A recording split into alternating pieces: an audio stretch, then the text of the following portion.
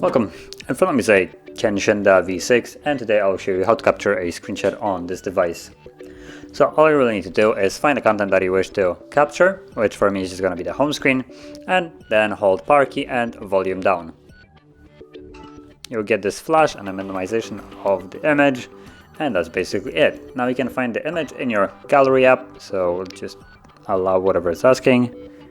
And you can see that there's a folder called screenshots. Tap on it, and then here you can see the screenshot that we have captured. So if you found this very helpful, don't forget to hit like, subscribe, and thanks for watching.